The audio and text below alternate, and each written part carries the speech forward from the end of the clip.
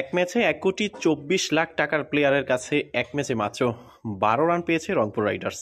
Andre রাসেলরা রংপুরের সাদা ভাতে যেন ছাই ঢেলে দিলেন।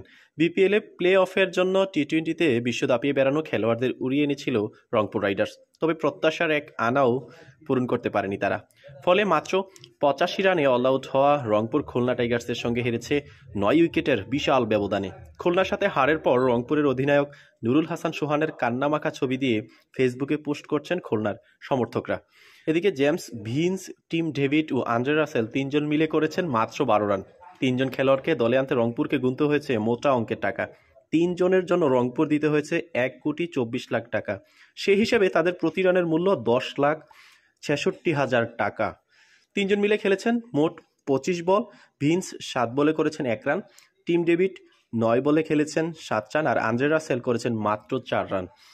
দলের এত বড় খেলোয়াড়দের ব্যর্থতা ও দলের হার নিয়ে কথা বলেছেন রংপুরের সহকারী কোচ এবং সাবেক ক্রিকেটার মোহাম্মদ আশরাফুল। যেহেতু পৌঁছানোর দিনই মাঠে নামতে হয়েছে রাসেলদের, তাই ক্লান্তির কারণে তাদের এমন বাজে পারফরমেন্স হয়েছে কিনা জানতে চাইলে আশরাফুল বলেন, ওরা প্রফেশনাল খেলোয়াড়, তাছাড়া এসেছেও বিজনেস ক্লাসে, তাই আমার মনে হয় না ক্লান্তির কারণে এমনটা হয়েছে।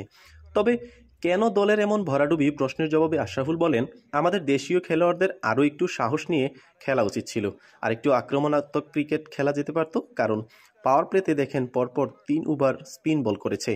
লিগ পর্বের প্রথম 8 ম্যাচেই জিতেছিল রংপুর, তবে প্লে অফ খেলা নিশ্চিত হয়ে গিয়েছিল তাদের, কিন্তু এরপর টানা 4 ম্যাচ হেরে যায় তারা। এবার এলিমিনেটর হেরে টুর্নামেন্ট থেকেও বিদায় নিতে হলো নুরুল হাসান সোহানের দলটিকে।